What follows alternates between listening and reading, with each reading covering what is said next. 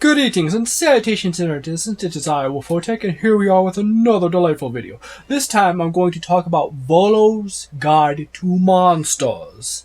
This is the first monster expansion book, post-monster manual. This was produced, as actually fairly nice artwork. This was produced originally on November 2016. There is a really important notation I had to state. This book is actually quite good for a broad range of critters. You got a nice selection in here. And you also happen to have a nice selection of races. However, if you're one of those people that uses D&D Beyond and has not purchased this book yet, or has not acquired this book somehow through D&D Beyond, you are no longer able to acquire this book. Your only hope to using any of the content from this book as a player is if your dungeon master has already purchased this book prior, because access is no longer available for this book. This book, on last month on the 17th,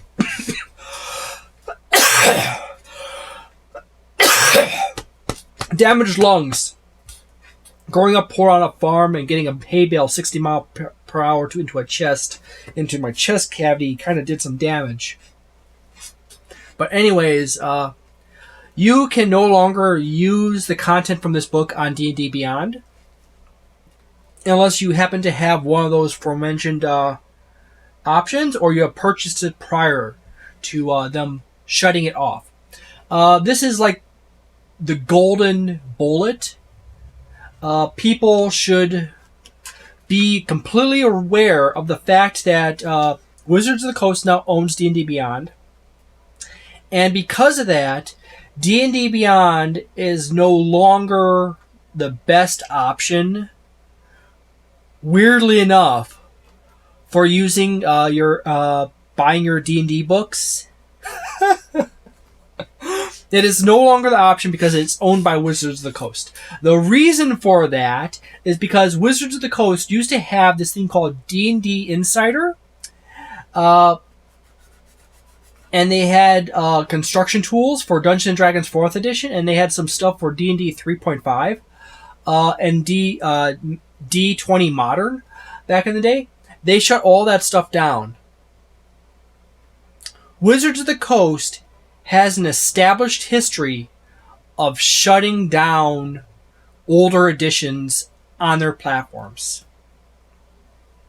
So, unless you already purchased this book, and either in the digital form on D&D Beyond, or you have the physical book, or you purchased it on other platforms, the access to it is being twilighted.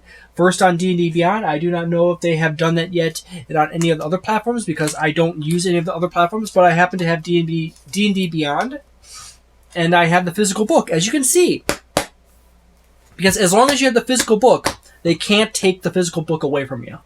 And it works even when the electricity is out and the internet's down. So, there you go. So, the physical book automatically, this is for future reference, all physical books get 1 star greater than the digital books. The digital books are 1 star less than what my score is. So if I give something a 3.75, it's actually a 2.75 on digital platforms. Because digital is always inferior. It's nice and convenient for quick searching stuff, but in case of the physical book is always your property. You physically bought the book. When you pick up digital books, you are leasing or temporarily borrowing for a large sum of money to the company. And at any point, that company could say, we don't want that book out in the internet anymore, and they could just shut it off. And that's the worst thing about D&D Beyond, because Wizards of the Coast has a history of shutting down platforms with their digital content on them. and Wizards of the Coast now owns D&D Beyond. So let's go through this really, really delightful book. Yet again, you have this beautiful art, this beautiful cover right here. You got this little cute quote, the section about this book, the play testers, the credits. You got a simple content section up here, and the index of monsters and stat blocks right down here. The content section up here is Chapter 1, Monster Lore. Chapter 2, Character Races. Chapter 3 is Bestiary. You got Appendix A, Assorted Beasts. Appendix B, non-player characters. Appendix C, monster lists. And then you have a series of maps of monster layers, which are spread through the book. So there you go. First and foremost, you got a fun little preface by Volothamp Geddarm. This is all written in World and all fun stuff. This is actually quite nice. You got this nice little section, Beholders, A Bad Dream Come True. And it goes over the section on Beholders. By the way, there is a newer book called Monsters of the Multiverse, which replaced this book, as well as Adventures, Guides, A Sword Coast, for some information, and Mordenkainen's Tome of Foes. And Monsters of the Multiverse does not have Chapter 1. So this entire first chapter is entirely information that is not replicated in Mordenkainen's Tome of Mordenkainen's Monsters of the Multiverse of Madness. But anyways, it goes over the culture of Beholders, where you can find them, the variations, their origin, as I said, all variations, how they are born, how they come into the world, inhuman intellect, how the Beholder thinks. It describes variations in Beholders. You even have some random tables for Beholder body diameter, Beholder skin color, Beholder texture, Beholder eye colors, Beholder iris shape, Beholder eye size, Beholder eye stalk texture, Beholder eye stalk shape, Beholder mouth shape and size, Beholder teeth shape. Beholders are aberrations and abominations, in my opinion. And that's not even all of it. There's even Beholder personality traits, Beholder ideals, Beholder bonds, and Beholder flaws. Beholders are, much like most aberrations, are highly susceptible to rapid changes structurally, depending on a whole bunch of things. You can get some really fugly ass looking Beholders. There's a basic psychology of Beholder, as well as how they like to use explained out how they like to use each and every one of their abilities for various situations in here, along with some fun little flavor text from Volo and Elminster.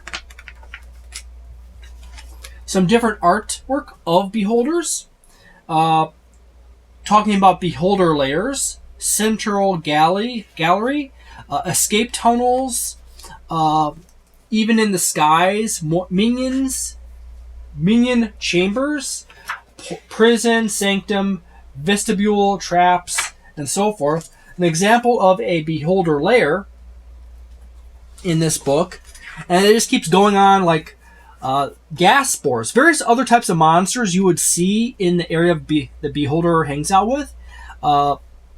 Trophy room, leaving the lair. You got a section on treasure, talking about what kind of treasure Beholders like to keep in their dens. Minions and pets, lesser minions, greater minions, pets. You got tables for the lesser minions, the greater minions, and the pets. You got the Xanathar Guild. You got famous Beholders that you might actually run across. And then you go into a whole nother section on another whole group called the Giants, and it talks about their culture, the Etten, the Jotuns, the language of Jotun or Giant, the champions, their favorite culture, what you find in a giant's bag, etc., etc. Naming conventions for them, lifespans of giants, ideals of giants, and the various environments in which you come across, their rules and social structure, and so forth. You get into the hill giants, which you have a few nice pages. You got a whole bunch of other stuff like that, and so on and so forth. And then you go into the Knowles section, which talks about the culture of Knowles. I love Knowles. You can play Knowles in Pathfinder 2nd Edition, by the way. You have their descriptions of their language, some various traits and psychology of Knowles, their social structure, religion, their relationships with other types of monsters, such as trolls, Lacrotas, hyenas, and other Knowles, and so forth. And then you have a section on goblinoids, talking about legends of goblins and the different types of goblins, so on and so forth. And this, as I said before, this whole front chapter, chapter 1, is not replicated information in Mordenkainen's Tome of Monsters. It even gives you a goblinoid war camp specifically for a hobgoblin force. And then it goes into hags. Hag Den goes through their ideals, bonds, traits, flaws, how to roleplay a hag, hag names, various items hags would keep around, various types of hags. Hags as a metamorphosis, how they change from normal people into hags through a ritual, their magical powers, exit strategy, treasures, and so forth. And it just keeps going and going. It loves to describe all kinds of fun stuff. This is great stuff for, like, if you're trying to run a campaign and you have goblins, you want to fill out a actual goblin layer and put in all those little juicy details of goblin culture in finer detail. This is a great book for that. You have a section on kobolds. You love kobolds? You got information on kobold culture, kobold naming, social rankings of kobolds, their allies, minions, and pets. A map of a kobold den right here. This is an incredibly useful section. And then you got a section on here after the kobolds, the mind flayers.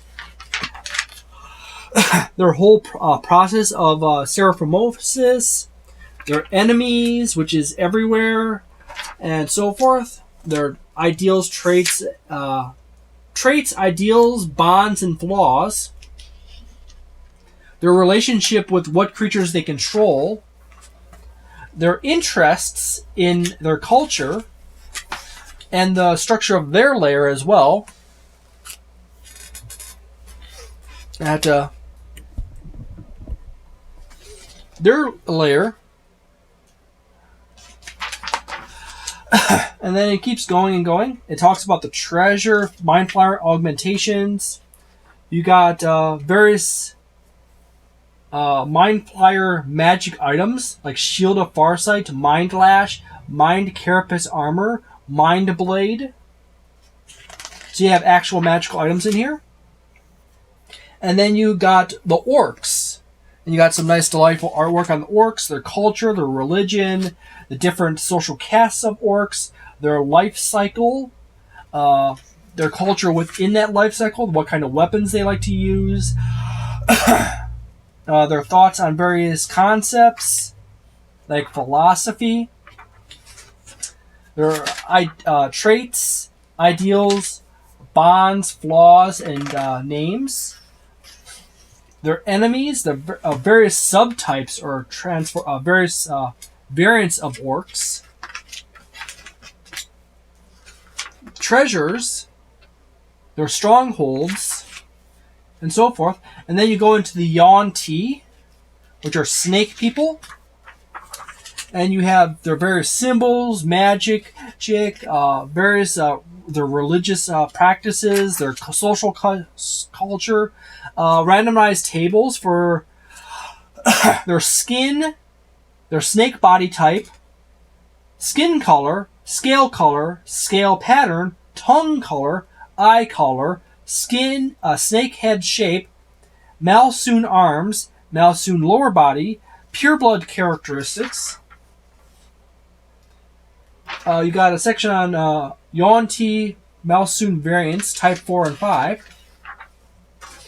The cults, Yuan-Ti cults, unusual abilities for Yuan-Ti, playing a Yuan-Ti, their ideals, traits, bonds, and flaws, Yuan-Ti names, cannibalism and sacrifice, example of their temple,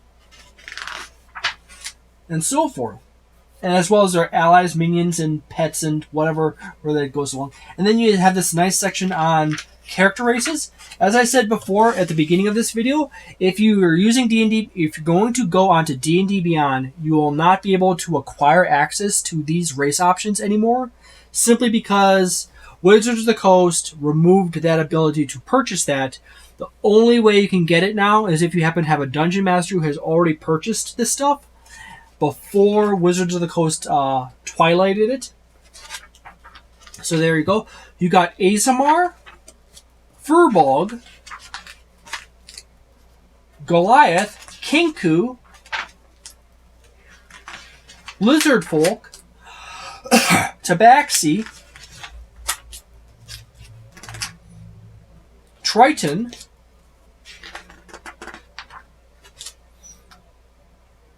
and a little section on monstrous adventurers, such as bugbears, goblins, kobolds, and and hobgoblins, as well as orcs. Now, some of the races in this book are a little weaker than the ones in Monsters of the Multiverse. However, some of them are actually a bit stronger and have more versatility. There's also Yuan-Ti here, pureblood, to be specific, as well. I forgot to mention that, as well as the heights table. So there is value in having these race options for your game, as some of them are better in some situations than the ones in this book. However, if you have not purchased it already, you cannot get it unless you get it through your Game Master. Then you have a section on your Bestiary. You actually have a delightful variety of monsters in here, with a broad range of magical abilities and such. And they're actually all well built for the most part. However, the CR system is still broken in Dungeons & Dragons 5th edition. Wizards of the Coast seems to have zero capacity to fix it. They would have to probably dismantle it entirely, as well as dismantle the character classes, and rebuild both of those just to have the potential to actually make it even somewhat usable. Pathfinder 2nd edition actually has a completely usable system as opposed to Dungeons & Dragons 5th edition. So there you go. You have a very nice variety of demons and devils, and you got some dinosaurs.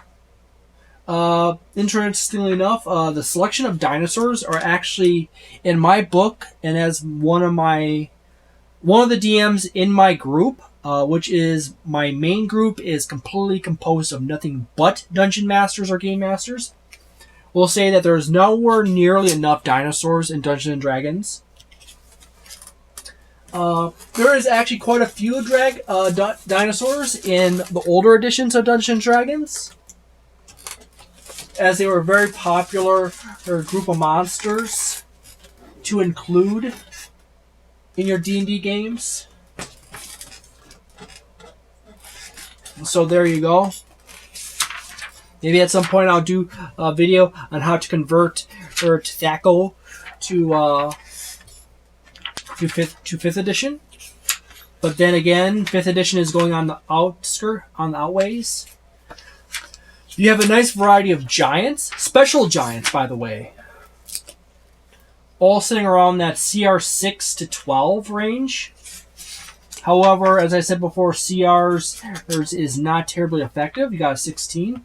You got a few nice Knowles in here. Gotta love the Knowles. Knowles are fun to play with now. Knoll the time, you know it now. Got some guard drakes. Got some more hags. Some hobgoblins. A Kyrene, which is the monster in which Mordenkainen is sitting on top of in Mordenkainen Tomb of Rose. You got some more kobolds. You always need some more kobolds. You got a Korrid, Lyrocrocia, which is an ugly, mastiff-like dog. Meanlocks, Mind Flyers, or Flayers, and so forth. Various pets of the Mind Flyers. Some otherworldly foes. A Neilbog, which is a type of goblin, interestingly enough, but they don't put it with the goblins. Got some more orcs. Special types of orcs. A Tuneric, which is a demonic orc. Got a Quickling for quick action. Redcap. Sea Spawn. Shadow Mastiff. Spawn a Kyrus, or Kyrus. Trapper. As I said, this book is actually loaded with some really nice variety of monsters in it. And I would highly recommend buying it. Because who knows, at some point, ooh, you got aurochs and cows in here too. But anyways, if you do not buy this book in the near future, it might go out of print, as Wizards of the Coast seems to be obsoleting a whole bunch of their stuff, which is dumb because some of the stuff is actually quite good in here. You got various, you got magic spellcasters, conjurer, diviner, enchanter, evoker, illusionist, and so forth. Martial artist, necromancer, swashbuckler, transmuter, war priest, warlock of the archfey, warlock of the fiend, warlock of the great old one, and a warlord. Then you have this whole stat block section back here. This stat block, Appendix C, monster list, stat blocks by creature type. Got all the creature types sorted out, and you have in alphabetical order by group. And then you have stat blocks by challenge rating. And then you got creatures by environment.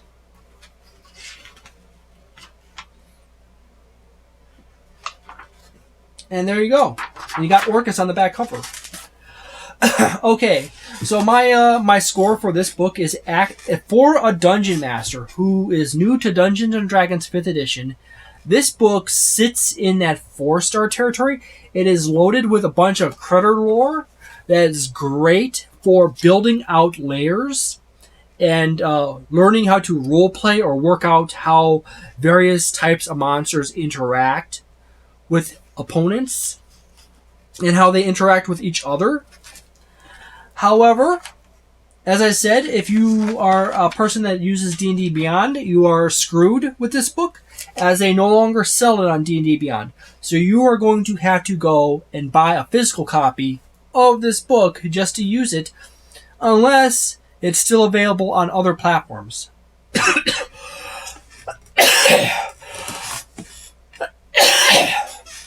So there you go. My personal opinion is that people should probably stop buying stuff on D&D Beyond, unless you have already sunk a ton of money into D&D Beyond, in which case it's kind of at the deciding point whether you want to buy a few more things and hope they don't shelve the whole thing once the next edition comes out. Considering Wizards of the Coast history, that is extremely likely, or they are going to rework it so randomly and all of a sudden all your old stuff gets shoved into a dumpster bin.